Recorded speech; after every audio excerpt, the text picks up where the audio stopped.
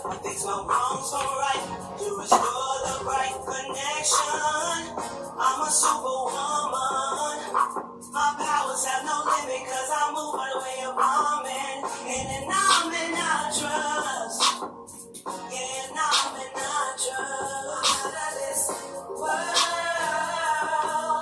With my soul ahead, flying everywhere. And my soul is scared, really runs with it. Yes, I'm a real superwoman. She's so out of this world, that is so. She's so out of this world, all of the rest of women look with fascination. She decided to make a movement that is true her foundation. So she took initiation, came from to the right place. With her crown fully poured out and her beautiful glow. She sowed the seeds amongst the greatest power race so they could grow. Her soul shining so bright, evolving, getting made about. From the artificial things to 3D world, ever bought her. Now she's with the old women, no longer part of the gray race. She's a bright, broad, beautiful woman, out of many percent. And now she resides where the rest of the men and women are. So empowered by the highest future states. With my soul ahead, flying everywhere. And my soul is skin, really rides with it. Yes, I'm a real superwoman.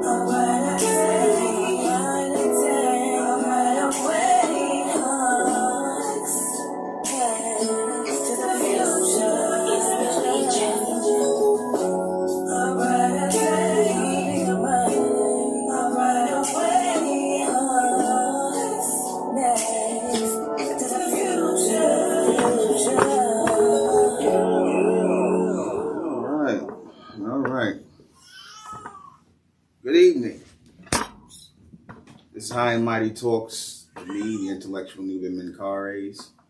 I'm going to get into this before I start off. Always in the name of Amen, the Supreme, the All-Powerful, the one and only true Lord. And Amen we trust, and Amen we thank, and Amen we continue forward forever.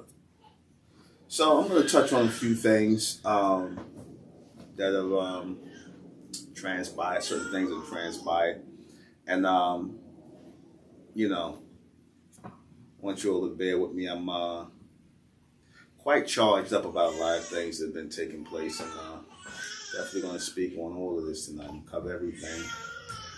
Thank you, those of you who wish me a happy birthday. My birthday just passed. Actually, my birthday was 3 days ago. Hell, I'm 52 years old. I saw my 52nd birthday. 52 years under the sun. I've seen 52 summers, 52 winters, 52 springs, 52 falls. I'm a fall baby born in November. And I equate that with the fall, you know, because the first fall was a bad fall, but this fall will be a rising to accompany all and, you know, spearhead all risings, because this time when we rise, we're not going to fall again. Anyway, I'll touch on some things. What's been what's been heavily talked about, the anticipation of the sequel to the Black Panther. I think it's out now. Yeah, it is out. It is out. And I didn't want to go see it. I'm not interested in really going to see it. I probably will go see it when it comes on. One of these Apple or whatever these sites is they have them on. I'm gonna check it out. But I already know what it is. I already knew what it is already ahead of time. I already predicted it because, you know, for the most part, we as ethnic Americans, you know, a term that I use now for our people, but it's not all inclusive to so-called Black people. Again, ethnic American has to be a mindset and a mentality that you have to adopt. I don't want that being shared amongst so-called Black people. We don't want Black people bringing over their trashy mentality, the Negro, slave, coon, degenerate mentality into ethnic American. Ethnic American is pure. Ethnic American is pure, and I only want people who are looking to purify themselves to wear that title and be a part of the American Republic, because it's time for us to be a forward-moving people. It is time for us to be a progressive people. You see, we have a lot of our progressive people out here who are tired of how things are going, and they want things to move forward. And they have no problem with separating themselves from the so-called Black race, who seems to be okay with being stagnant in their movement, being stagnant in their motion. They seem to be okay with that. So we're not going to, maybe a glass of water. So we're not going to put energy into people who are going to be stagnant, you know, in their movements. We have to keep on moving, keep on, you know, evolving and growing as a people, because we got babies, we got children, you know, we want our children to be adults. What kind of world are we going to leave for our children going forward with the way things are going now? If you look at young Black men, young so-called Black men and young so-called Black women, if I'm looking at what I'm seeing, I'm afraid of the future. I would be afraid of the future, you know, to know that our image, our livelihood, our lives are going to be in the hands of this younger generation. They're going to be representing us, you see. So you should always be thinking about the youth, because they're going to be the leaders of tomorrow. This is how we should treat our children and raise them into fine adults who will make us proud, adults who will exceed what we've done. But we have to put in the work to make that happen. With that being said, I'm going to speak about this movie, the Black Panther, the Wakanda, Wakanda Forever. Now, with the exiting of Mr. Chadwick Boseman,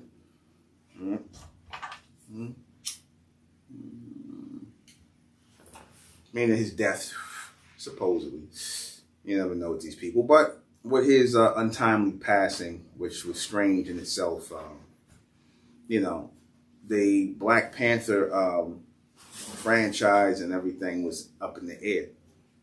But I already said this before. If those of you remember listening back at the early Mentellect broadcast when Black Panther came out, and when I think one came out, I said two. I said they're gonna get rid of the man. They're gonna get rid of Chadwick Boseman. I didn't know he was sick at the time. I said they're gonna get rid of Chadwick Boseman, and somehow Black Panther is gonna be played by a woman.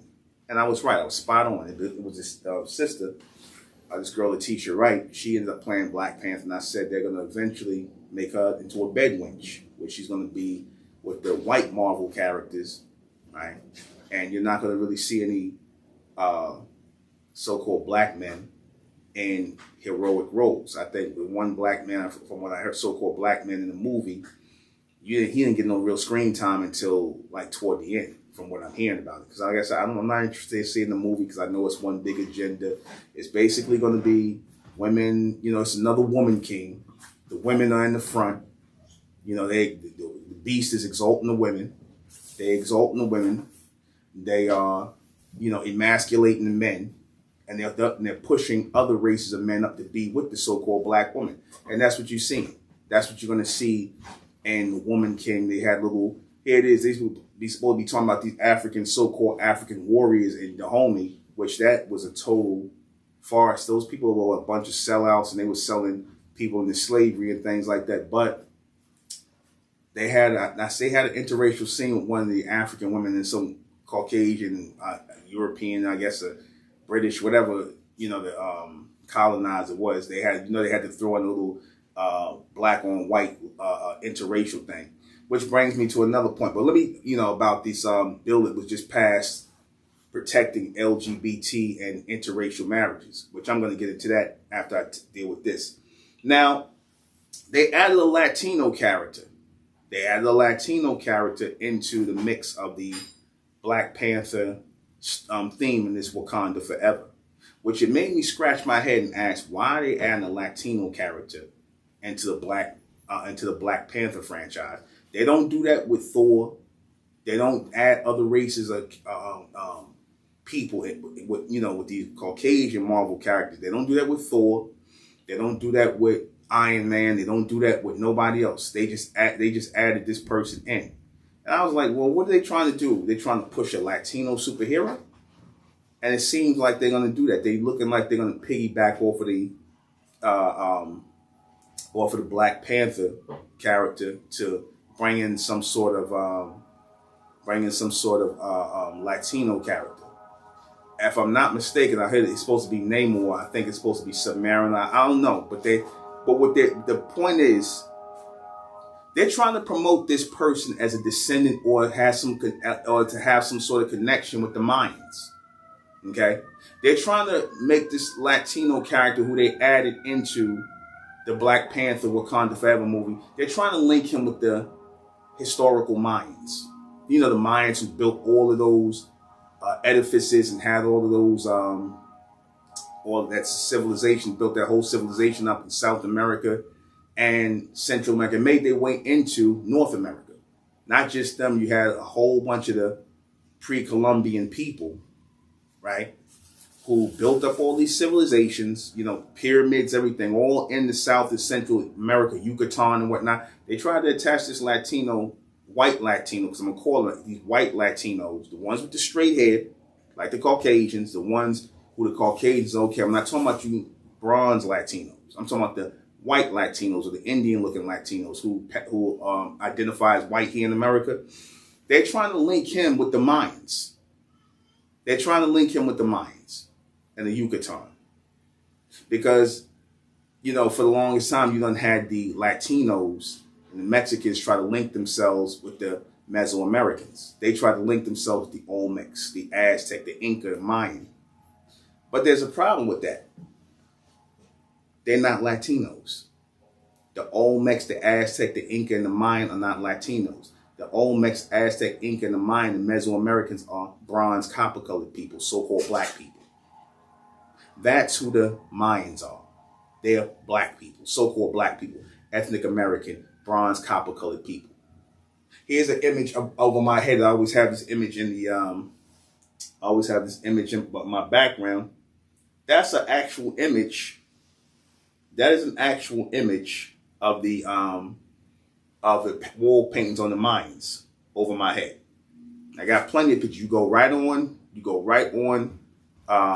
Google and Google Bonin Park temples. You'll see all the images of how the Mayans look. They left a lot of pictures. You know how bronze, copper colored people are. You know how the copper colored people are. So-called black. We leave pictures. We believe in taking pictures. We believe in putting our images everywhere. There's no place you could go in the hood even today where you ain't gonna see 50 dudes up on a wall, you know, posing in a mural. You know, somebody who died in the hood, and you got a bunch of murals up of this person. So we definitely believe in leaving our image behind.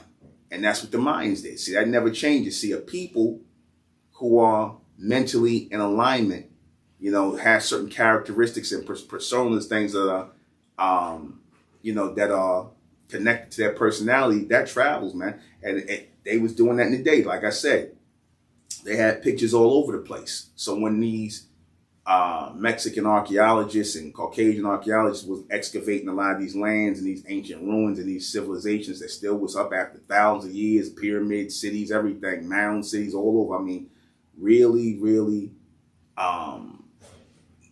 what's the word? Cosmopolitan type of civilizations.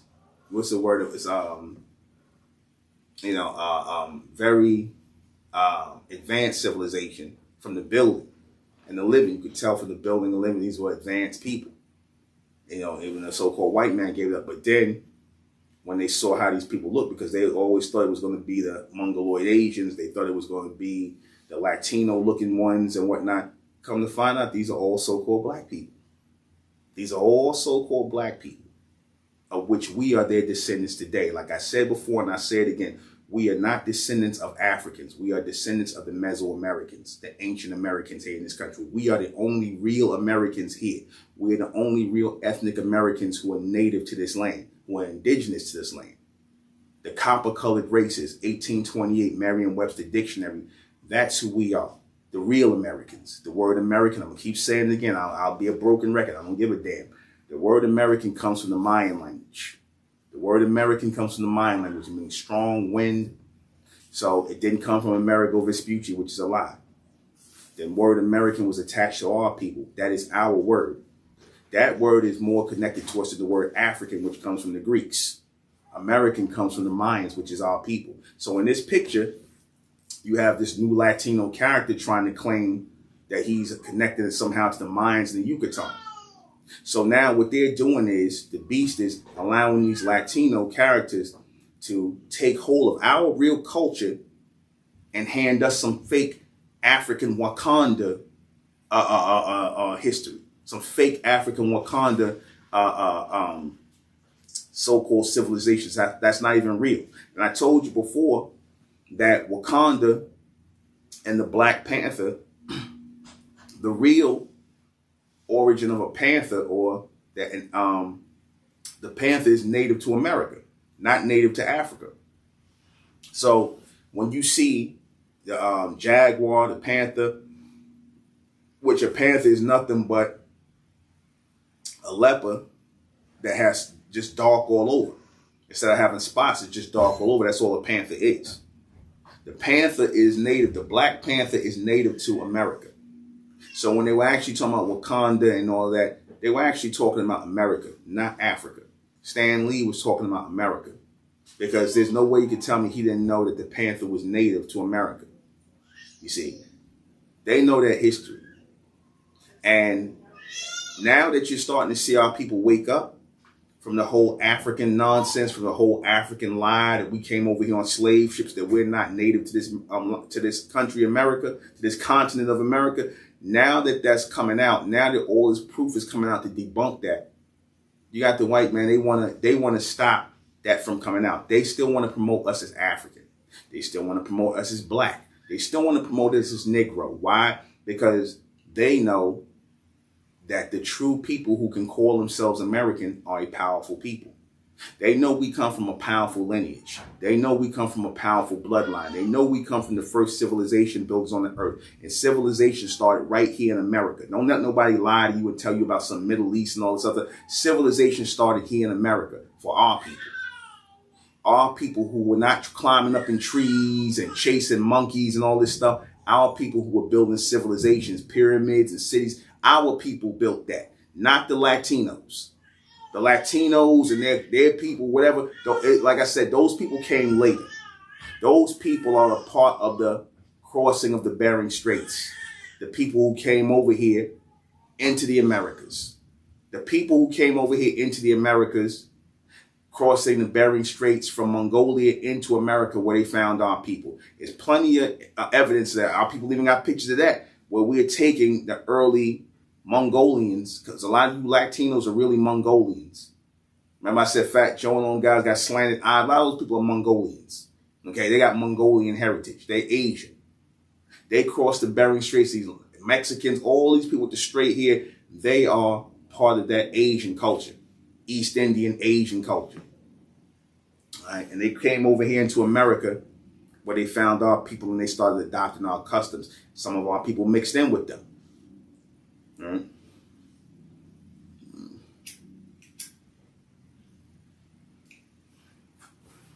I think they were fleeing from Genghis Khan. I'm not for sure.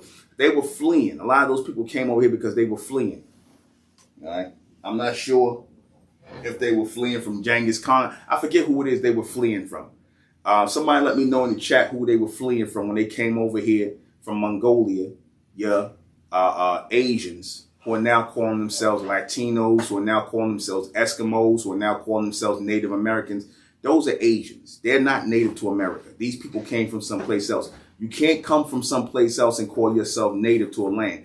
You are only native to the land when you are the first people to build in that land, the first people to start civilization in that land. That's when you're native, and that's our people. We did not come from Africa. Africa already has a people there. You know how the Africans look. They already have a certain look. So what they want to do, what the producers of this movie, Black Panther, want to do, they want to kill a few birds with one stone. They want to push the narrative that so-called black men are no longer the masculine, are not longer the image of masculinity, because by taking out the Black Panther and allowing the woman to take his place, you basically pushed the so-called black man to the side and you gave screen time to other men of other origins, other ethnic backgrounds. You gave screen time to them and not to the so-called black man. No, thank you.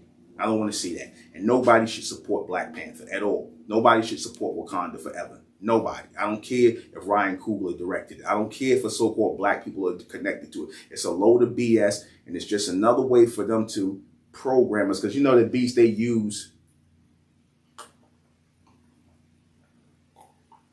movies to program the people. They use movies, they use music, they use all forms of media, magazines, billboards. They use all of these things to program people. Television shows, that's why they call programs, to program people, to get you to, basically watch, listen to, and obey and accept and believe in propaganda, lies, because these people are trying to push a narrative. They're pushing the so-called Latinos as Mesoamerican. They're pushing the Latinos in our movie. They're taking our culture in this movie and giving it to Latinos. We are the Mayans. We are the real Mayans. We are the Aztecs. We are the Olmecs. We are the Inca. That's our people. Those people called Latinos, like I said, those people came from someplace else. And again, we got the Bonaparte temples and all things to back us up. But these people look at that and still say, oh, that's not us. So these people are hell-bent on telling lies. And now the beast is using this Marvel movie to promote us as not native to this land. That's really all they did, because they knew we was out here pushing this. This was a big thing. It ain't just me up here saying it. You had people like Camario, keep messing around with his name, him, Thousand Goldheads, Dane Calloway.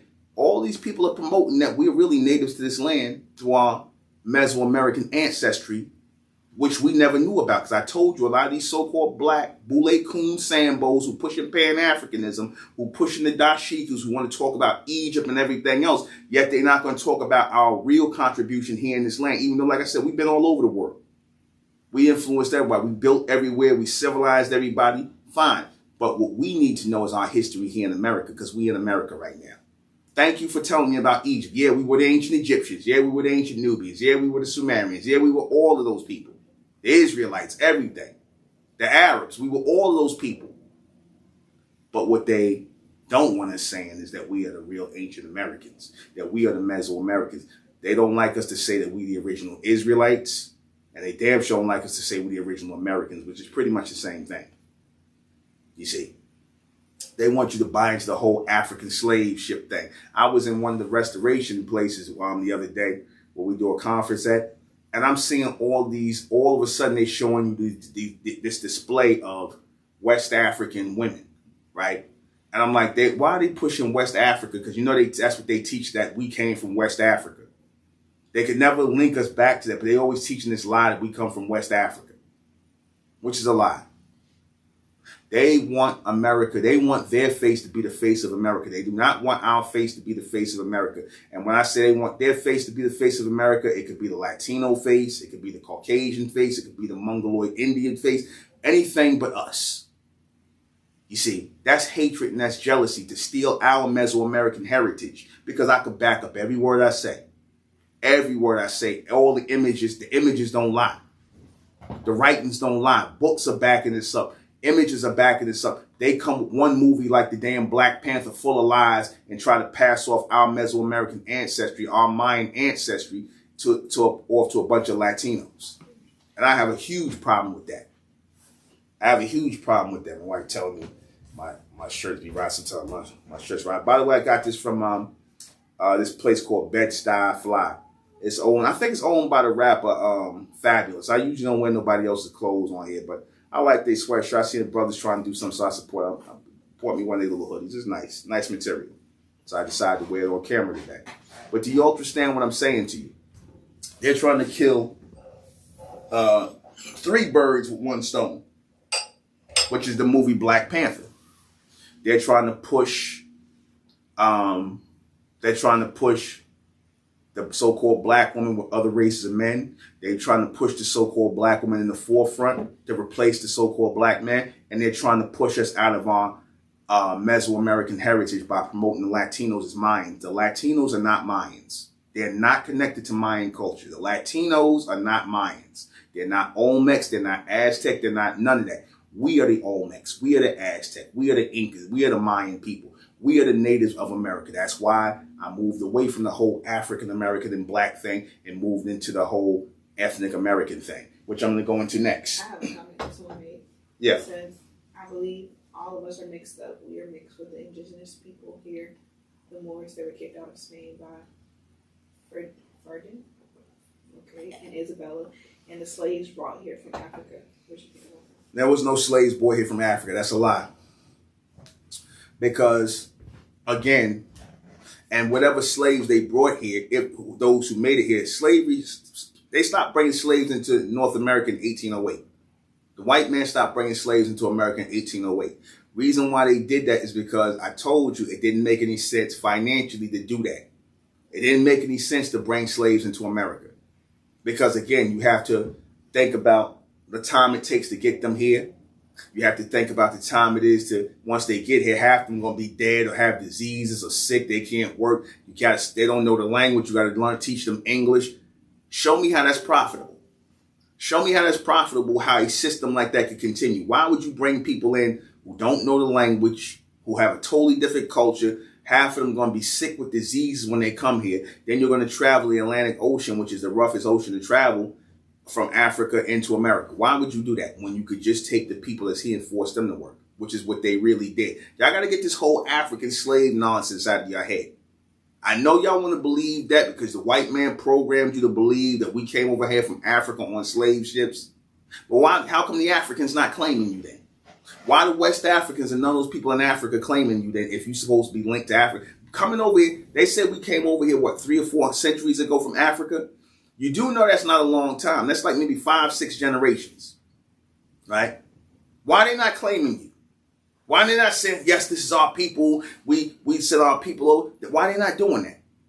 What did we do to the so-called Africans that they wouldn't claim us here in America? You know why they don't claim us here in America? Because they know the truth. They know we're not African.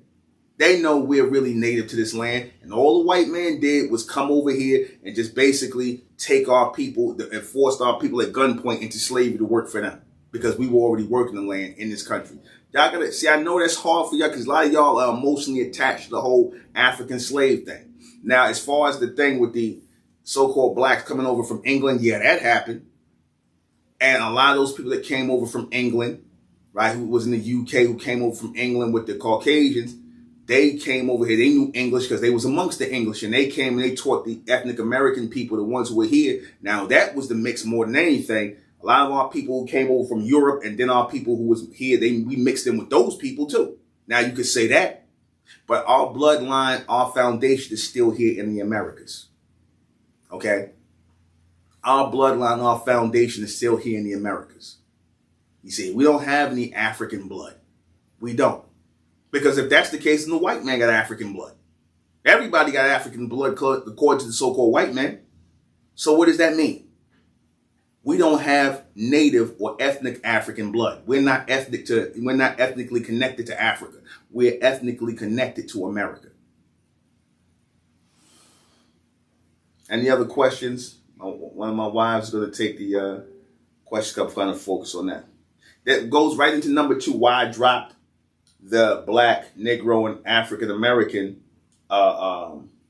thing in favor of ethnic American. Number 1, our skin is not black. If we're going to deal with reality, goddammit, let's deal with reality. Our skin is not black. For y'all still to walk around and talk about being black people, you got to be slow. If your skin is not black and you claim to be progressive, you claim to be about the evolution of your people, then you should stop identifying with black. Our skin is not black.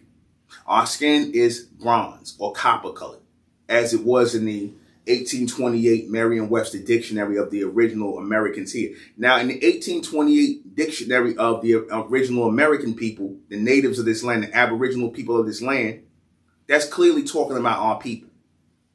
That's clearly talking about our people. It's not talking about no Mongoloid Indians. It's not talking about the white man. It's talking specifically about our people. And y'all will read that and you ask for the proof and then you got the goddamn proof and y'all still want to go with this African thing. It didn't say anything about Africans being native. It didn't say anything. It said the copper-colored races who were aborigines or originals of this land, America, and the Europeans who came and took that name later. There's your story right there. There's your real account right there in writing from 1828. No mention of Africa at all. No mention of Africa. Because they wasn't bringing Africans over here. They were not. It didn't make any sense financially. Do I keep telling you that? People are going to go. Slavery was a business. What part don't y'all understand? Slavery was a business. When people see that certain things are not feasible to do from a business standpoint, I don't care how brutal you are, how cruel you are, you can't make people, or how you said that term, you can't get blood from a turnip. You can't get blood from a rock. In other words, you can't get something from nothing. You can't get labor from people who don't know what you're talking about. You can't beat people into submission to make them work when they don't even understand your language. They sick. They don't know what they'll do. Like I said, you can't make people, you can't get effective people like that. I don't care how much what you do. But what you can do is, it's smarter for you to get the people who already know how to work the land, who already know how to do stuff. It's smarter to just get them to do it and force them to do it. Because they ain't got no excuses on why they can't work. They already know they've been working before you came here. They was doing that already. I need y'all to wake up. Y'all, some of y'all, man, it didn't make sense. We are ethnically connected to America. This is why I started using the term ethnic American. I made sure I trademarked all that stuff. And because I didn't want, if I could have got Native American, I would have got that. Because ethnic American and Native American is pretty much the same thing. It's the same thing. In fact, ethnic American is even stronger because we are the ethnicity of America. If you are the ethnicity of a place, that means you are the indigenous people of that land. If you are the ethnicity of it, you see, that's why I said we're ethnic American. that's going to be on the same level or even beyond Native American, because that's a lane for us as we're coming out of being blacks and Negroes and African Americans. You know the names you got from the white man, you know, your former slave master, who y'all want to sit up here and still listen to him and let him tell y'all what y'all name going to be. When the hell y'all going to grow up? Wouldn't you want one of your own people, one of your own kind to say, yo, this is what we are? You got one of your own kind, one of your people standing here redefining our people and giving our people the real name of who we are, and y'all still want to come with this African nonsense. You still want to come with this black nonsense. You still want to be this on this Negro nonsense. You still want to listen to these Caucasians and the rest of these races who want to sit up here and take our heritage away. They sit up here and went out of their way. That lets you know everything we've been saying is real about us being ethnic Americans and indigenous to America. These people actually went out of their way to create a Latino character and that don't even fit into the damn script. This is supposed to be going on in Africa, supposedly, the Black Panther. They went out of their way to create a Latino character, okay? Just so that they could say, oh, you know, the Latinos are the Mayans. Y'all trying to jack the Latinos' history. They the Mayans, they the Aztec, they the Inca, they the Mayans. No, the hell they not. No, in the hell they not. And let me tell you something. You know, at one point I thought Tariq Nasheed was gonna, you know, because he was kind of like on the fence with the whole our people was native. Now it just seemed like after the revolt thing, again, there's no shots at Tariq Nasheed, but I just gotta say it. Now it seemed like he doubling back. He still want to go with the African slave thing. See, because the people, like I said, a lot of these people, they don't want to make white people mad. A lot of these guys that's in YouTube land and, you know, and they doing business with Caucasians, racist Caucasians who want to believe that they're native to America or that America is somehow connected to white people. They don't like to tell the truth about our people being the real indigenous people to America. See, they could take the so-called Mongoloid Indians being indigenous to America, call them Native Americans, because they pretty much done. They pretty much wiped out. We still here. We're still here. The so-called Mongoloid Indians, they were never no real factor in America, because if they was, you see them walking all around the place. You gonna tell me everybody on a damn reservation? Half the people on the reservation are Caucasians. Those are the $5 Indians who put their name on the Doors Act. On their Doors Act to be signed on for. You pay $5, you get to be Native American, and they give your family and you rights to land in America. That was a big scam these Caucasians had going on over here. And a lot of them are still living on those Native American, so-called Native American reservations today, passing themselves off as $5 Indians, walking around white as hell, pale as hell with a damn feather in their head, talking about they Indians. So miss me with the Native American crap. Those people are pretty much defunct. The so-called white man basically just ran over them. And they not the real natives of this land anyway. We are. You looking at a Mayan. You looking at a Mayan man. You looking at a Mayan. You looking at an Aztec, an Olmec, an Inca. George Floyd was an Olmec. Look at his face. George Floyd was an Olmec. You see? Muhammad Ali, those are Olmecs. Joe Frazier, all those fighting, remember I brought out Joe Frazier, all those people, those are Olmecs, man. Those are not Africans. Those are Americans. Those are the ancient Americans. We are the descendants of those people. So I had to, going forward, let my people know the truth and thus give us a name that reflected us as the ethnicity of this land. This is why people hate us in America to the point where they took our names, our heritage, everything. Just, y'all black people now. You Negroes now. Y'all black. Negro. We're just going to take your heritage. We don't want you saying that you're the real Native Americans of this land. We don't want you saying you're the indigenous people of this land. We don't want you saying, because we white people, we going to do that. We want to take your place. The hell with that. And the hell with y'all that's with that. We're going for that.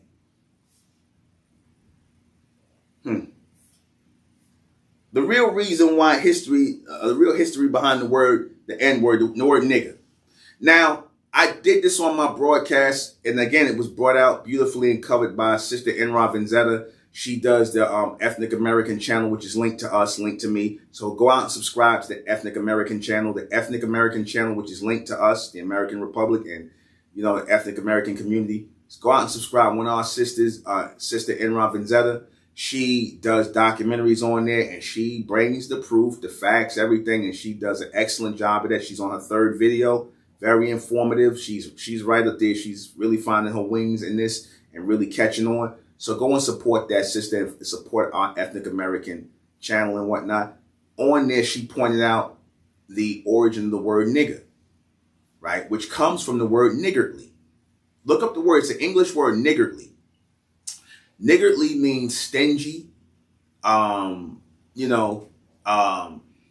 with money, right? Tight with things. Basically, one that doesn't want to share. A niggardly person. Look up the word niggardly. Niggardly. Niggardly. Right? It's a real word. It's an English word. It started being used and applied to so-called black people, ethnic Americans, the copper-colored races here in America. The Caucasians started calling us that around, first place it turned up is around the 1500s, and they started connecting it to us. Now, let me explain something to you. And Dane Calloway, shout out to Dane Calloway, because she got the information from Dane Calloway. And again, like I said, I give credit where credit is due. I don't like to take credit for stuff that I found, and I was surprised and shocked to hear it, but it makes a lot of sense. When Caucasian people was coming into the Americas, keep in mind, all the people that had the land here was our people. You do know that. We had the land here in America. We had it as the descendants of the Mayan people, you see, because a lot of people broke up into different tribes after the Mayans came here. The Mayans was here for thousands of years, okay? Our people, the Mayans. But after a while, they start breaking up into smaller tribes and groups and going elsewhere. The Mayans were the first ones that came into America with the bows and the arrows and the feathers, not the Mongoloid Indians. The Mongoloid Indians, the so-called Red Indians, they copied from the Mayans. They copied Mayan culture. All that's Mesoamerican culture, bows and the arrows and the feathers, that's from us, okay? So, being that we were the first ones into North America, from South America and Central America and the Yucatan, we made it in here as the Mayans, and I think the Aztecs made it over here as well. Being the first people to come here, we went into the southern regions. We went all over the place, but a lot of our people went into the southern regions, and we started farming the land. We started farming and growing on the land, hunting buffalo and doing all of this stuff, breaking horses and riding the horses. That was our people doing it. It was not the so-called Mongoloid Indian. Our people did that. We were breaking horses because the horses used to run free through the plains here throughout North America. So they would run in packs, and you would catch one and you would have to break it. And that was your transportation. That's how you got around on the horse. Okay. So we had already started growing cotton, harvesting cotton, because we was doing that in South America, Central America. We was already growing it here, planting cotton seeds and stuff. We know how to grow and harvest stuff. So we were growing cotton and all kinds of fabrics and planting things and growing food and hunting and everything, and basically starting to trade, and we were building on the land. You can look, it's factual. We were living on the land in different groups and tribes. Thus the term, the copper-colored races, because races is another way of saying tribes. Once they came amongst our people, they seen our people had the land. We were living good. We were trading. Everybody was eating good. Everybody was good. Basically, with a lot of trade going on. So when the Caucasians came here,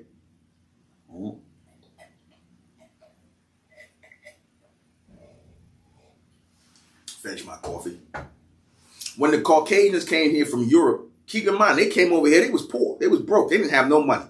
They were vagabonds. A lot of them came over here, they was escaping. They were being put out of England, because England basically did what Cuba did. Cuba had emptied out the prisons of the people, all the worst kinds of people that were criminals in Cuba, and they basically emptied out the prisons and sent them people over into Miami, because you do know that from Florida to Cuba is literally 90 miles. It's no time to get from Cuba to Florida. It's like right there.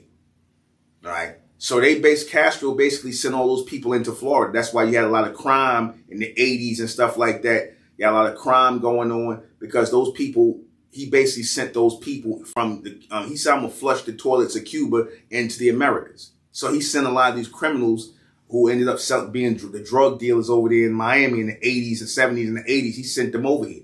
They did the same thing in England. They basically emptied out all their prisons. So it was filled up with all these Caucasians. And they sent them over here into the Americas to get rid of their prison population. And that's where a lot of your early Europeans came from. A lot of your early Caucasians came from. A lot of them were a bunch of jailbirds, a bunch of criminals that came here. A lot of them had diseases, all kinds of stuff they was coming here with. A lot of them were hungry and dirty and nasty. A lot of people came over, they didn't know how to wash themselves. So when they was coming here looking for a better life, they kept coming from amongst our people because they heard about America from people like Columbus, Cologne, again, which is a so-called bronze man, but that's for another time. So these people came over here. When they came here, they saw our people basically farming the land, living good and whatnot. So they would come and they would basically ask, could you guys share with us? Could you give us some of your food? Could you give us some of your land? Could you help us? And our people was like, nah. We was like, nah. We wouldn't like the people we are today, but we love to help every goddamn body. That wasn't how our people was back then. We owned land. We owned the land. There was no government here. We just basically, whatever you stake, whatever land you stake, you come on, it ain't nobody growing on it. That's how we did it. We just took it. Next thing you know, we set up houses and things like that, built, started farming. That's how we did it. And they saw that and they wanted to do the same thing, but they didn't know how to farm the land. Keep in mind, they coming from Europe, coming from England, the soil and everything over there is totally different. So they didn't know how to farm the land. We know how to farm land because we, again, from South America, Central America, North America, pretty much the same landscape. So we knew how to farm the land. They didn't know how to. So a lot of them were starving over here. A lot, like right now, especially in places like Mississippi, where there's a lot of heavy racism and things like that. I'm gonna get into that in a minute. Places like that, because our people, the Mayans, they were in places like Mississippi. They were in places like Georgia. They were in places like the Carolinas. You find mound cities all over. They was in Illinois. It was all over the place. So, like, you talking about millions of people. Mayans were huge, a lot of people. So they knew how to do all this stuff. The Caucasians didn't. They would ask our people to help them. We said no. They asked us to help. So you know what they ended up saying? Those are some niggardly people. There's some stingy people. The word niggardly is coming from what you refer to as a stingy person. So the niggardly, eventually the D came off and the niggardly became the niggers, the niggers. That's where it came from. It did not come from the word Negro. That's a lie. And even I thought it came from the word negas. So I thought I made that mistake. Because I'm learning the history and whatnot, and I'm finding out things. Like I said, I deal with future stuff, and I deal with what's going on in the modern world, future stuff. History, I could always learn something from. I'm open for that. A lot of historical facts have been coming out lately about our origins here in America. So they started calling our people niggers from the word niggardly because we were selfish or what you call stingy. Excuse me, not selfish, stingy. They consider us stingy people because we didn't want to share. We didn't want to share our food. We didn't want to share our land. We didn't want to do any of that. In fact, when a lot of these Caucasian males came over here, they was getting with bronze women who they called American Indian or Indian women. Because keep in mind, the word Indian is really another way of saying indigenous. Indian does not have anything to do with the people in India or the red Mongoloids who came over here. They used to refer to our people as Indian. Indian was just another way of saying indigenous. That before they called us black, before they called us Negro, they called us Indian. Look it up. They called us Indians. So when they talk about Caucasian males coming over here getting with Indian women, they're really talking about our women. You see, a lot of these broke Caucasian males would come over from Europe, and a lot of these black bed wenches back then, you had some bed wenches back then, who 9 times out of 10, they wanted a European zaddy. They wanted to get probably with some fat, hefty, bronze females back then, who nobody was really checking for. So you know how they get mail order husbands, mail order brides. They was doing that back then. So a lot of these Caucasian males would come over here and get with the so-called black woman that, as they say, the Indian woman. Because they wasn't talking about the red Indians, because the red Indians, they didn't even believe in owning land. We believed in owning land. Okay? We believed in owning land, and women owned land. Shout out to Enron Vanzetta for bringing that out. Women own land. The so-called, they're not talking about the red Indians because they didn't even believe in owning land. You read their history. They didn't believe nobody could own no land. They didn't believe that, they were basically transient people. They would just go from one place to another and they would be basically camping out. They never built nothing. They didn't do anything. They put up teepees and they basically was hunting buffalo, which they learned from us and lived off the land. We actually lived on the land. We was like, okay, We growing on this land. We building on this land. This is our goddamn land. That's how you did that. You stake your claim to your land. Then when the white man starts setting up governments and colonies and things like that and start getting guns and more of them start coming in because they were making a plan to basically take our land from us, they did that. And they were mad at us because when they would ask us to share and we said no, they were like, oh, those are some niggardly people. Those are some niggardly people. So that made them even angry because I used to always ask, what did we do to the white people to make them hate us so much and want to see us dead or see us in slavery? What did we do to them? And there it is. It go back to their parents telling them, oh, you them niggers, this and this, hate for these niggers, this. And remember what they always used to say? They call us uppity niggers. Uppity, that uppity nigger. They hate what they call uppity niggers because it puts them in mind of our people back then and how we had everything and how they hated the fact that we walked around and we basically thought we was the shit. Excuse my language. We was the shit. And they was like, they resented that. And that's where the word niggardly come from, niggardly people. And then niggardly, the D came off and nigger became, short niggas.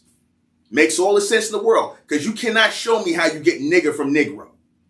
And see, they try, and they try not to, because I was reading that the word niggardly and the history behind it, they try not to link it to the word nigger because, see, if they link the word niggardly to the word nigger, which they say is like the worst slur you can say to a so-called black person, but they say it don't come from the word niggardly. The reason why they don't tell you it come from the word niggardly is because then they got to admit that at one point in time, because they'll say, well, the word niggardly means stingy. People who are tight with something, that have something. You can't be stingy with something if you ain't got nothing. They always promote that our people didn't have nothing. We was always slaves. We was always at the bottom. So how is it that we can be considered niggardly people if we didn't never have anything? If we came here as slaves, according to them, we never had no money. We never had no land. We came here as slaves and this, that, and the third. So how could we be called niggers? How could we be called niggers or niggardly people? How can we be called stingy people? And the word nigger, a nigger has nothing to do with lazy or whatever. That's a lie. That has nothing. Nigger is a slang word from the word niggardly, which means stingy people. They called us stingy people. They're stingy niggers, uppity niggers. So that makes all the sense in the world. Again, you gotta learn. Again, it's right in your face, but y'all don't want to pay attention to it because you didn't hear the white man say it. That's really what the problem is. All right.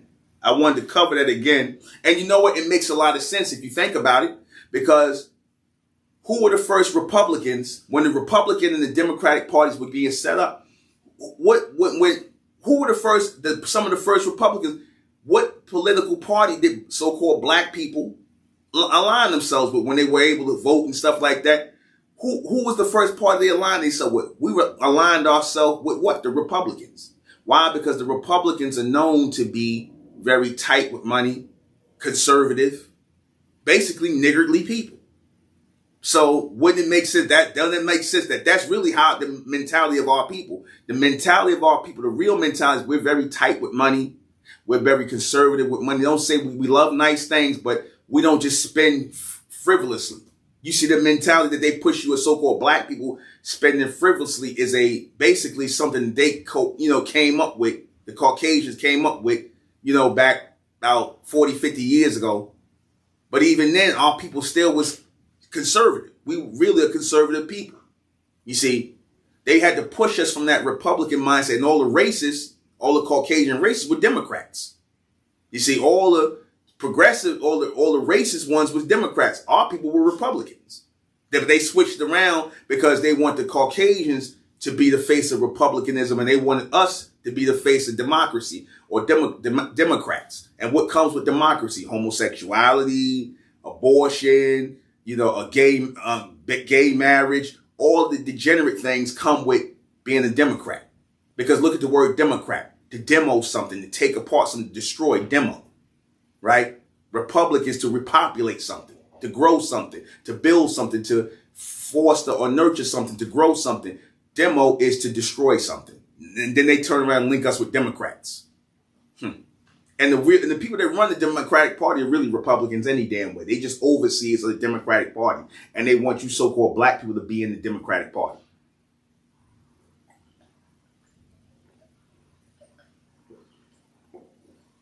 I don't believe that.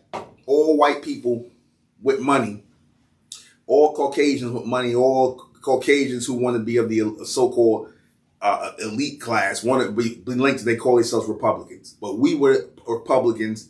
We aligned ourselves with the Republican Party first, and then they pushed us over into Democrats, into the Democratic thing, and it's been all downhill ever since. Let me see. So again, the N-word or the word nigger, that comes from them calling us stingy people. So I kind of wear it as a badge of honor, the word nigger. Even though I ain't gonna let no white person call me no nigger to my face. Now you violating. See, because their whole thing is, they's like, why we can't use the N-word? If we the ones that came up with the word. I ain't got no problem with them calling themselves niggas or using the word nigger. I don't care about that. Don't call me no. They see the problem is not them using the word nigger. The problem is they want to call you a nigga to your face. In other words, they want to say it as a form of disrespect. That's really what they want to do. They've been saying nigga, then they're going to turn around, whoa, you got a problem. Why we can't say the word nigga? You can. Just not to me. Not to me and nobody else, because then you're just trying to disrespect people and you deserve to have your face punched in. You know, just like if I went and called an Italian a guinea, or I called a Jew a kike, or I called an Asian a gook, because they got words too that they don't want you. If you say it to them, it's holy war. If you call them those ethnic slurs, it's holy war. They want to go, oh, you racist. They want to go off, but they want to be free to call you a nigga. You call a white person a cracker, they got a problem with you calling them a cracker. You see, but and for you to be racist, but they want to be able to disrespect you anytime they feel like it. That's what they want to have the right to call you. They want to call you a nigga to your face and just feel like they could do that. And y'all are fools if you let them do that because they're trying to disrespect you. They basically asking you, why can't I disrespect you? Why can't I have the right to disrespect you? You shouldn't get mad at me disrespecting you. You sound stupid. You sound stupid. So then and a lot of you Latinos, they love to throw the word nigga around and use the N-word. Call them a spick and see how they feel about that. Call them a spick. That's one of the ethnic terms for them. Or call a Mexican a wetback. See how they feel about that. Let me see. Touch on my topics today.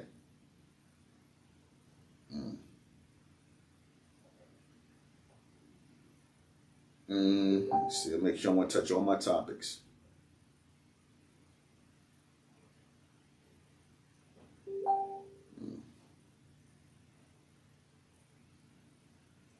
These so-called celebrities.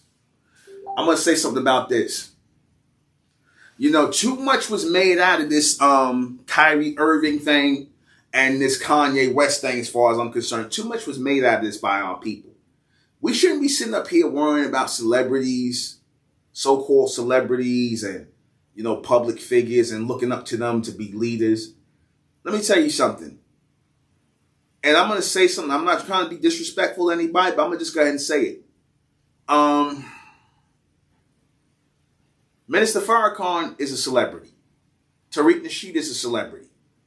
You know, I'm just throwing the names out there. These people are celebrities. In other words, they want to be popular. Okay? And, you know, there's nothing wrong with that. You know, Tariq Nasheed, he was a rapper. And the only reason I'm bringing up Tariq Nasheed's name, because I don't have no problem with Tariq Nasheed at all. You know, you are who you are. You know, I ain't got nothing against you. And like I said, you have a huge platform. But at the end of the day, Tariq Nasheed is an entertainer. You know, I'm not saying entertainers can't be utilized for anything. I'm not saying that. And again, this is just me giving my thoughts. You see, not saying that entertainers can't be utilized for something good.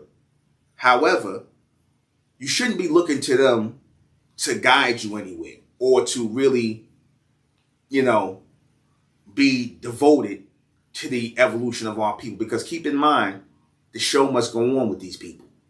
They all about show business. They all about being out in the forefront and basically getting, attention for themselves. Minister Farrakhan, who, has been a preeminent leader who was, supposedly the successor to Honorable Elijah Muhammad.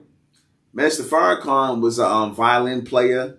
He acted, a singer, poet, playwright. I think he wrote a play.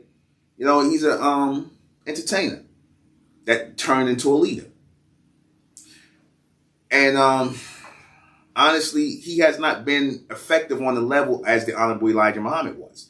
The Honorable Elijah Muhammad was effective as a leader because he wasn't an entertainer. And why I say it's because all of his focus was on growing the nation. All of the focus of the Honorable Elijah Muhammad was on growing the nation of Islam. He wasn't focused on, when I got my next call, when I got this next gig, when I'm going to be singing and dancing and all this other stuff. Nah. Even Dr. York, I'm going to be honest with you, Dr. York was an entertainer. You see? And that was a problem.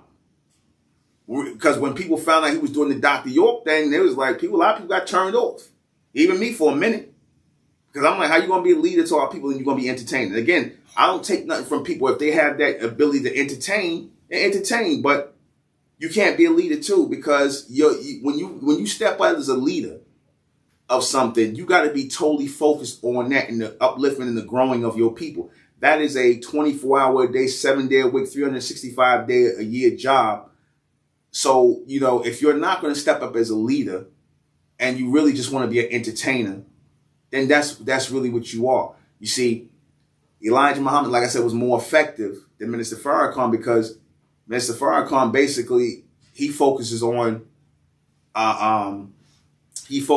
things that are going on in the world that's going to garner attention toward him. You see, when he comes out and speaks on things, he focuses on things that are going to garner attention to him. Because that's part of that whole celebrity connection.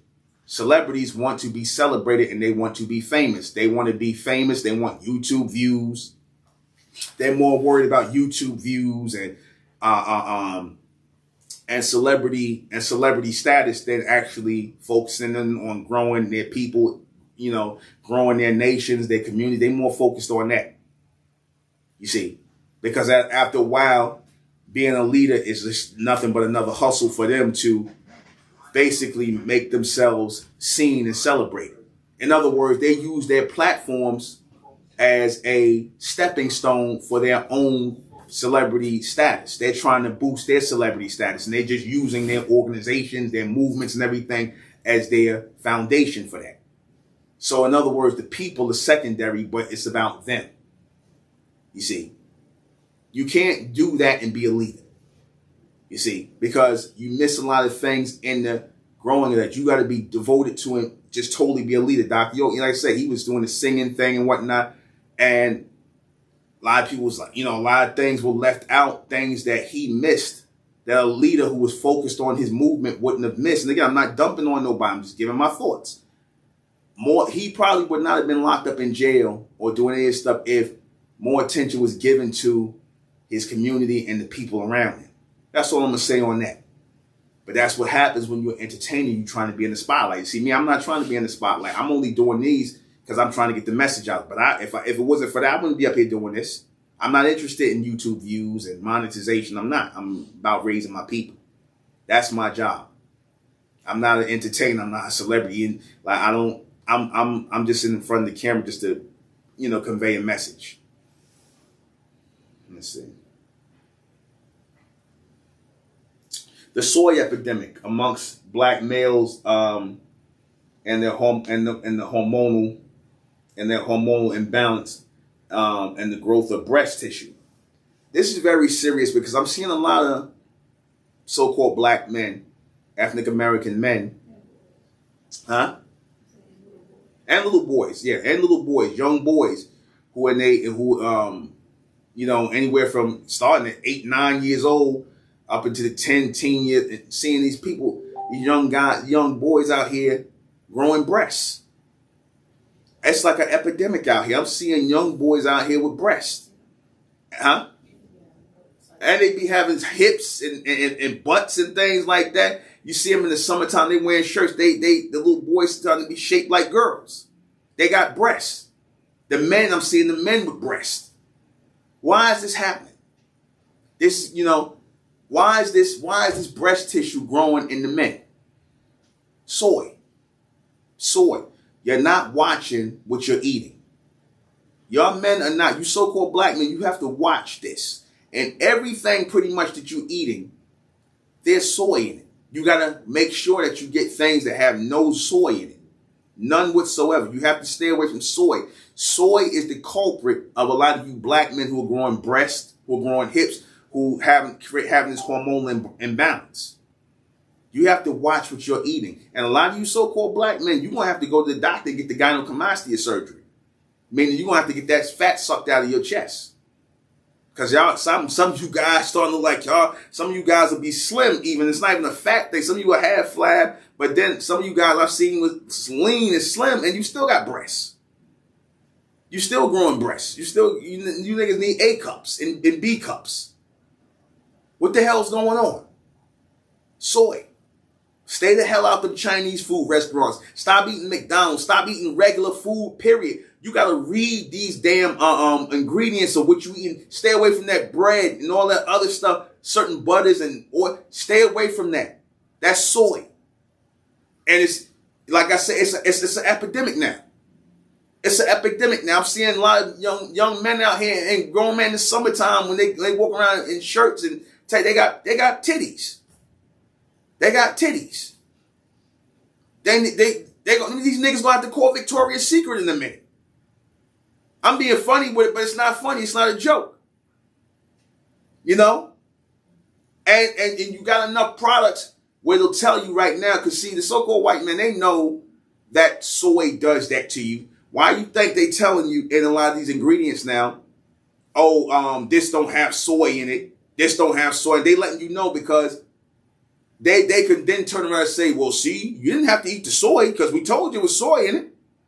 Now, if soy is not dangerous and soy is not producing this, and why they letting it be known, oh, this product don't got soy. You got to watch for those products that don't got soy because they're going to use it's going to be zero denial accountability when you're going to these food companies and saying, you're putting ingredients like soy in the food. Not just that, the red number 5s and all the colorings and stuff that's causing a lot of mental damage to these children. And then they're growing breasts too. A lot of autism is going to be linked with a lot of that color, and a lot of that Kool-Aid y'all niggas drink. Y'all still drinking damn Kool-Aid and eating white sugar.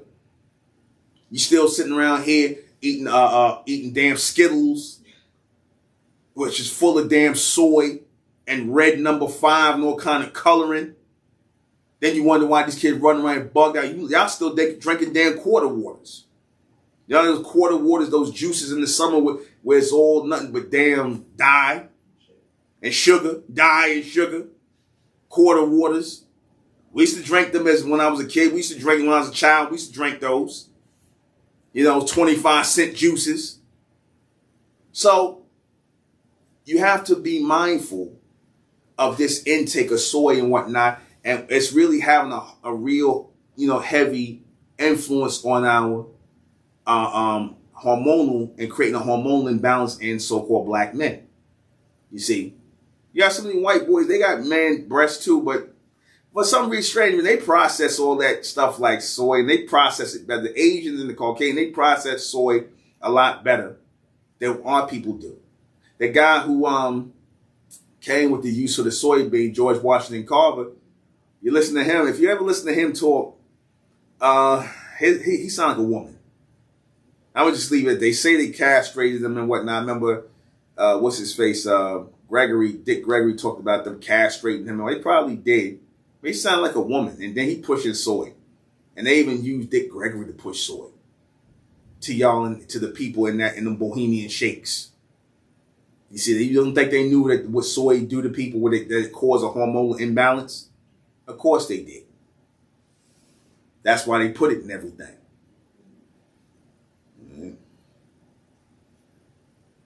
Let me see. Next topic is our poor diet linked to our outlook on life? Yeah, it is. For you people that are still eating pork, for you people that are still eating beef, for you people that are still eating a whole bunch of chicken, and eating catfish and all this other garbage, you do know that pig and cow and all that other stuff, that's not linked to our land. That's not native to America. We're supposed to be eating foods that are native to America, eating meats that are native to America, like the bison, the buffalo. We're supposed to be eating buffalo instead of cow. When you eat steak and when you want beef, you're supposed to eat buffalo. It's nothing like eating a nice bison steak. I told you that I'm a straight up carnivore. I love me my vegetables and my protein. I'm a straight up carnivore. And I get my herbs too. But the bison is supposed to be a replacement for the cow. Because cow is not native to America. In fact, I told you, remember, it was brought over here from India and places like that. Hindustan, I think. Hindustan and a few places in Europe, they brought cows over. Just like the Spanish brought over pigs. Pigs are not native to America.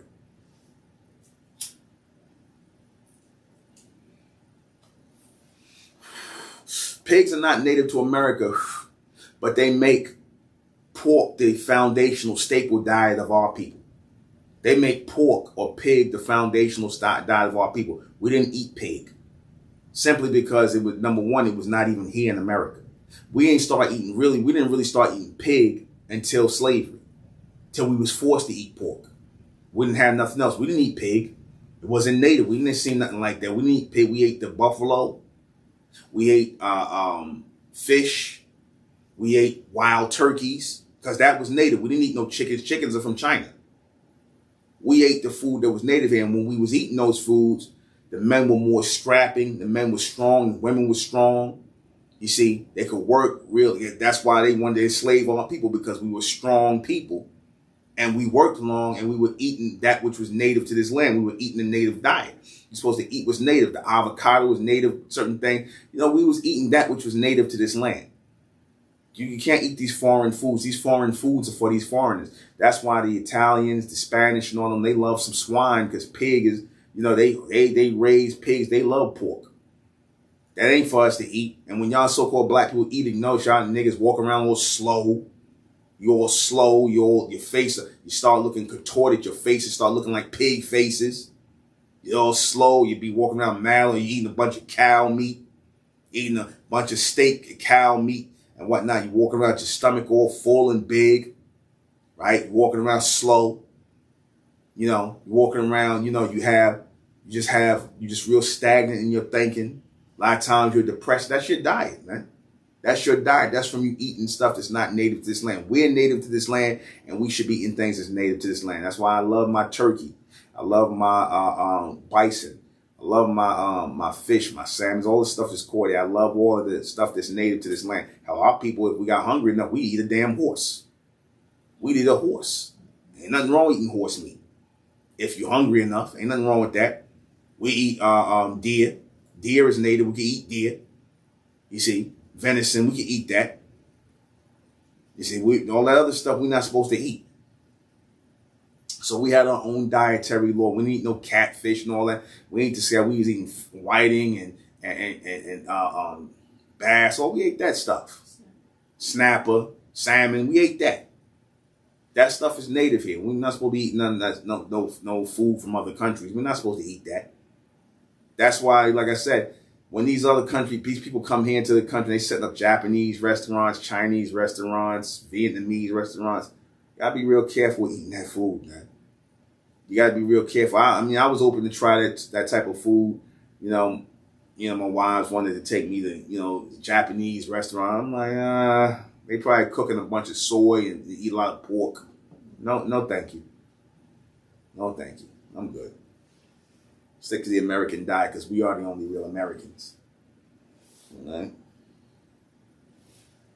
Why Dave? Now, again, Dave Chappelle was on Saturday Night Live, right? And I found it interesting. I saw his monologue that everybody was going on about the Kyrie Irving. Dave Chappelle's the favorite controversy type guy. And everybody looks up to Dave Chappelle like, oh, Dave Chappelle about to get on something. He about to tell people about this. So they look up to Dave Chappelle. And I'm no fan of Dave Chappelle. I used to like his stuff. But a lot of stuff I'm starting to see, if you really pay attention to Dave Chappelle, a lot of it is said for shock purposes. He's really the Caucasian elites, they use people like Dave Chappelle to say certain things to shock people and basically, influence people into certain things. Like I said, he was saying little things about pedophilia. He was trying to make a joke out of that, right? He made a joke out of the pedophilia thing with Michael Jackson before. And I was like, that's kind of cringy. Like, what are you making a joke about a child getting oral sex performed on them for? That's off as hell. Well, that's not funny. About a child having oral sex put on them or having a boy do that to him. And he made that joke and everybody was like, they leaned with a laugh. I'm like, that's off as hell. Dave Chappelle just recently did Saturday Night Live and he touched on the whole Kyrie Irving anti-Semitic thing. And what I noticed about that as he was going on, now he's on network TV, on NBC network TV. He was allowed to use the N-word. He was allowed to say nigga on NBC. Now, the Jews talk about Dave Chappelle, certain Jews, I'm not going to say all of them, but certain Jews talk about Kyrie Irving, and now they're saying Dave Chappelle for what he said, he's anti-Semitic, and everybody's anti-Semitic now who mentions the Jews about something. Like certain Jews will say, not all Jews, but certain ones will say that. But my thing is, why the hell was Dave Chappelle allowed to say nigga on national TV without it being bleeped out? Isn't that supposed to be offensive to so-called black people, the N-word as they say? Why was he allowed to use the word nigga on TV? Now, he couldn't have said nothing. Now, if he would have said something about Jews, if he would have called Jews kikes, or he would have called Italians guineas, or he would have used any racial or ethnic slur to any of those other groups, or called the Chinese chinks, or if he would have said anything like that, they would have bleeped it out, or he would have been in, as they say, in trouble. Because I hate when they said it about you so-called black men, you in trouble. They talk about y'all like y'all children. Remember I said that in the last video? They basically want to treat you so-called black men like children. You can't say this. You can't say that. You can't say this. Are y'all men or what? They can say whatever they want about you. They can let Dave Chappelle come up there and use the N-word, say the word nigga, and nobody bleeped it out. NBC didn't bleep it out. So what does that say about NBC? And I'm pretty sure the people that run NBC are Jewish. They're Caucasian Jews that run NBC. Or at least they up in the upper echelon. They decide what's going to go on the air and what's not. So don't sit up here and tell me about anti-Semitism, yet you let Dave Chappelle get up on here and offend black people and use the N-word or use the word nigga. Just casually, you can use the N-word. You can use the N-word on YouTube. You can say nigga on YouTube much as you want. But if you say something else, say another ethnic slur to somebody else, again, that lets you know they'll bleep you. You're going to get your page striked. Oh, you offensive. They're going to say all that, but you can say nigga though. And Dave Chappelle pointed that out, but it ain't stop him from saying nigga because white people like Dave Chappelle. They like that he has no problem with the word nigga because he says, he's just like, he's like Richard Pryor. Richard Pryor used to do the same exact thing. You know why Richard Pryor was so popular with white people in the 70s? Because he said the word casually. Nigga was casual to him. You see, they like the fact that he was saying something that they wish they could say. They're niggas, it's that and the third. And he don't mind the word nigga. Oh, we comfortable now. But then when Richard Pryor said he going to stop saying the word nigga, you see his fan base kind of fell off a little. You see? Because now white people's like, oh, he told, I remember he was doing his stand-up and he was talking about how he wasn't going to use the N-word no more. He wasn't going to use the word nigga no more after he went to Africa and he's supposed to have this epiphany and whatnot. But it wasn't enough of an epiphany to get this nigga to stop using drugs. But anyway, kill himself. But he stopped using the word nigga and then you start seeing his popularity go down some. You see. So they love when you're really willing to degrade your people. They love when you're willing to degrade your people. That's the thing. That's why in Dave Chappelle, he's no different. That's why nigga is in everything he says. Because white people like that. They like the fact that he can embrace that which is supposed to be taboo. The word nigger. But you learn the history of that. And Dave Chappelle's a goddamn sellout anyway, because he just told you he lived in an all-white town in Ohio, and he got his Asian wife. He ain't for y'all, man. Y'all, Dave Chappelle just does what he does. He's one of these people. He's for himself, just like damn Kanye West is for himself. Like I said, I see y'all getting upset about a bunch of people who don't even consider themselves to be part of our community. Whatever so-called community they say it is. They not part of that, man. Their community is they white wife, Kanye's white wife, Dave Chappelle Asian wife, and they mixed kids. That's their community right there. And the white people who they live around or who they want to be friends with. Because you know, Dave Chappelle was the same Dave Chappelle who once he found out that they was, because this town when he living in Ohio, I think we got his farm, he had a big farm in Ohio someplace around a bunch of white people. Once he found out that they were going to build some affordable housing, when they usually use the term affordable housing, they mean black people. Once they found that out, he threatened to take the money away he gave the town and whatnot because he didn't want no black people really living in that town. You see, go check that out. Mr. Dave Chappelle, yeah, nigga, this, nigga, yeah, the Chappelle, so nigga, this, nigga, that. Yeah, Mr. Dave Chappelle.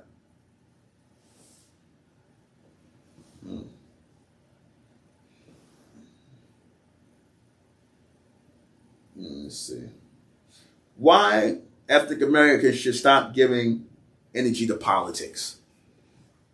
Going forward as ethnic Americans, and again, I only want the intelligent ones of our people attached to that. So I don't want black people calling themselves ethnic American. I don't want African Americans calling themselves. I want only intelligent people who are where they come together as a real community calling themselves that, who are serious. Again, I don't even want none of the degenerate people calling them that. You sodomites and all the rest of you people, y'all can stay African American, man. You sodomites, you gangbangers, you niggas in the hood, you ghetto mas, y'all can stay African American. Y'all can stay black. But for our progressive people who want better, who ready to change themselves, extend themselves, for our progressive people, come to the American Republic. Become part of the ethnic American community, which we are leading and going forward in the future. This is our community. The ethnic American community is our community. We lead that going forward. Come forward to that if you want to be part of a real community. The ethnic American community is worldwide. You see, the American Republic worldwide, the ethnic American community is a worldwide community. We got people in the UK, we got people in Africa, we got people all in America, we got people in Canada, in the islands, you see, and we're going to grow. Because this is all about progressive people who are ethnically linked to America. We are ethnically linked to America as the indigenous people, and we're all over the world, all over the planet. That's why it's a worldwide community. Let me see. And as far as, politics go, we don't need to give no energy to politics, whether it be the Republicans or the Democrats or this bipartisan. The Republican Party, they're not going to do a goddamn thing for us. It's time to face that. You know, they talking about reparations. Yeah. Let me tell you something. If they do that, that's fine. I would like people to get reparations. Hell, I would like to get reparations. I got some people in my family that was part of, enslaved, and some of my people wasn't. I know that factually. Some of my people were. I would like for us to get reparations. Those people who are descendants of slaves. Yes, indeed. Wouldn't turn down no money. Our people worked for that. Yeah, we do deserve that. Because if you could give money to Mongoloid Red Indians, you could give money to Jews, you can give money to everybody else that done went through something, that didn't even really take place in this country. But if you can give money to people like that, why wouldn't you give it to the people who still paying taxes here? This country was set up off their slave labor. This country still exists, right? We paid with blood. We fought for everything in this country. We fought in wars in this country. We worked enslaved in this country. You going to tell us we don't deserve any money from this country? You going to seriously, and we got to still pay taxes? And you white people, y'all make me laugh when you sit up here and talk about, oh, you black people, you got your reparations. You got affirmative action. Let me tell you something. The only people that have been getting affirmative action is white people. Affirmative action works for white women. All the stuff that so-called black people fought for, the people who benefit from affirmative action is white women. Not black men, not black women, white women. You see, the stuff that so-called black people were supposed to be fighting for, hell, white people been getting affirmative action for years, because whenever you get that job and they're going to hire you over a so-called black person, You know that you got that job over that black person because you white. When you go and get that promotion at your job over a so-called black person who probably more qualified than you, you know it's because of the color of your skin. So white people, when you get in those universal Ivy League colleges because you're white and because your family is connected to it, that's right there. That's nothing but what do they call it? What I call it? That's nothing but I just forgot the word. I just used the word. It'll come back to me. But that what they claimed that we was getting, was it called again? What was the word I just used? It slipped my mind. It'll come back to me. Affirmative action. I'm sorry. Affirmative action. Right? White people have been the recipients of affirmative action ever since they got off the fucking boats from Europe. Excuse my language. You white people have been the recipients of affirmative action since you got off the boat from Europe. Because everything, once the Caucasian government here started bringing you in here from Europe, everything was given to you.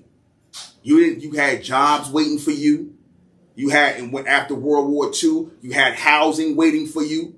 Through the racist Levitt brothers who set up Levitt towns all over this country and said that black people couldn't live in the first suburban enclaves of this society, which were your Levitt towns. Two Caucasian Jews, the Levitt brothers. These are the same people that are called, it was called black people anti-Semitic, but these are the same people who who had family in the Holocaust and who had family in the Holocaust in Germany. These are the same people that come here and discriminate against black people and say black people can't live in the suburbs where they build it. You had black soldiers come home from World War II and were discriminated against. They couldn't get GI loans and GI bills and get them houses for their families. Yet they fought for this country and they died for this country and they couldn't get no GI bill that they gave to white men who was fighting in the same war.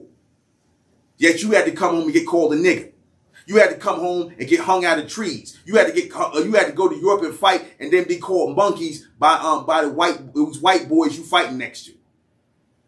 You see, you had to do that, but y'all sitting up here and y'all not bitter at all. You're not bitter at all, and that's the sick thing about you so-called black people. You don't get upset about that.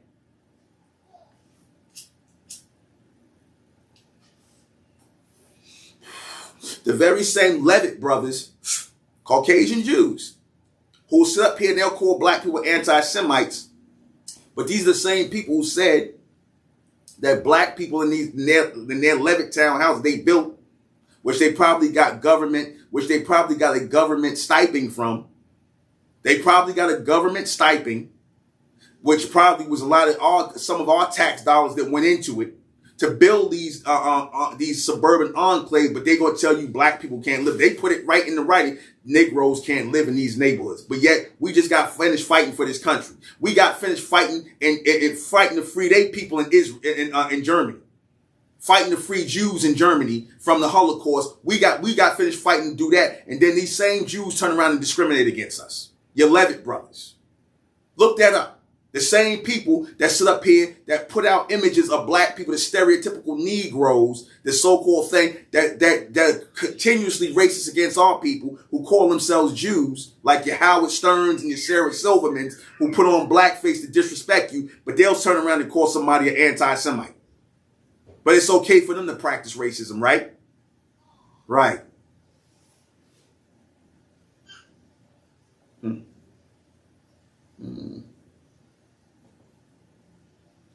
Why generic pop culture was created for black people to follow? Why was generic pop culture created for black people to follow?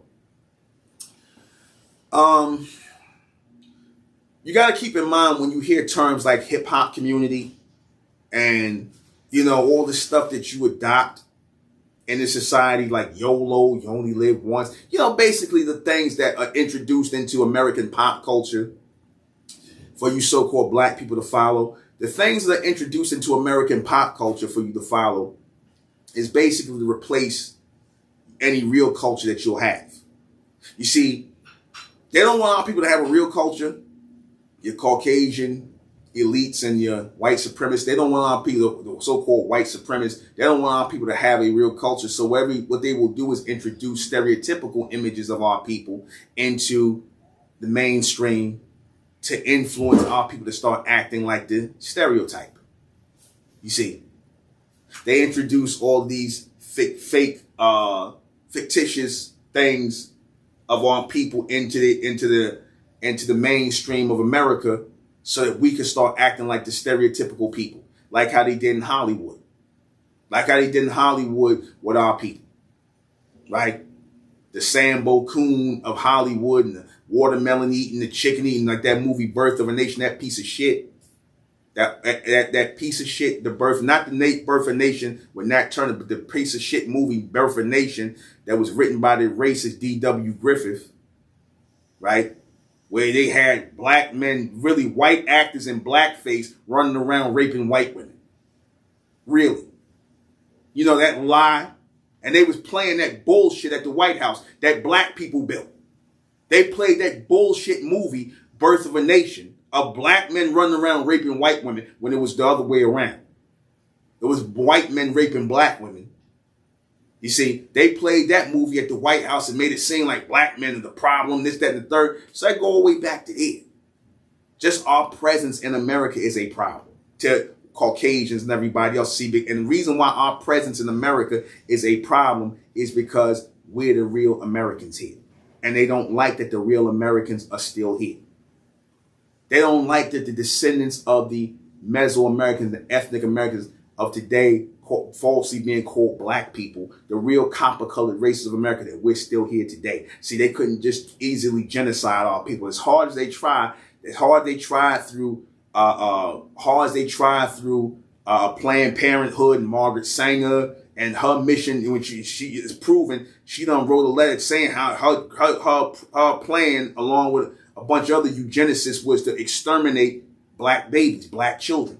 And then you black women wonder why, when you take your ass to these hospitals, you wonder why a lot of y'all are dying in childbirth. Why a lot of times these Caucasian doctors are telling you that they got, you got to have a hysterectomy, or you got to have your something removed, anything where you can't carry children anymore. That's always the answer they give you. All of a sudden, your baby's getting all these shots and whatnot, and y'all trust these people. You trust these people to do this, because in the beast y'all trust. So what I'm going to end up saying with this is, because all I did here was speak reality. I speak reality. And I know reality will piss some people off. I don't give a damn. I don't care. You need somebody like a Nuben Menkares who don't give a damn. Who ain't trying to protect no image, who ain't worried about YouTube views, who not worried about monetization, who ain't worried about his page getting struck. I'm not worried about all that. YouTube don't pay me no money. I don't do this for money. I do this to wake my people up and bring my people along as one community, because I know we're going to need this going forward for the future. And see, when you're like this, when you're in this position and you're leading a community, you can't afford to be worried about what people are going to think. You can't afford to worry about, how people are going to feel about the truth you're telling. The hell with how people feel. The hell with how anybody feel. Truth is truth. I'm going to close off with this one last topic. I'm going to have to round this out. What time is it? 7:40. I was going to close it out at 8. I got one more topic I wanted to cover. Got 15 minutes. Do I got any questions? I had one topic I wanted to close this out and come back. Let's see.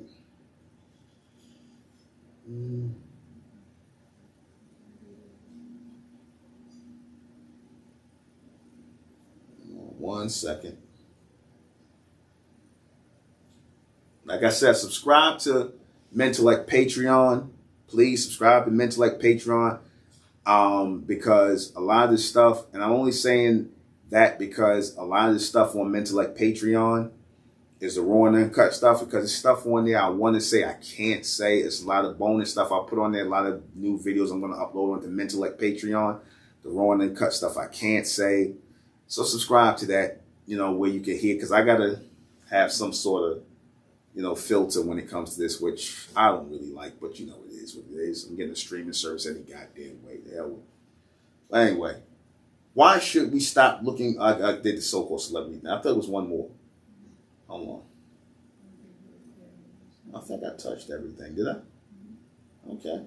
All right. Well, I'm not going to hang around if we touched everything. We got any questions out? I was going to use the last part of this to take questions. The last part is 15 minutes. One of my wives is going to let me know if anybody got any questions, comments, things they want to say. I'm listening. I was going to close out at 8 o'clock. All right. Anybody got anything?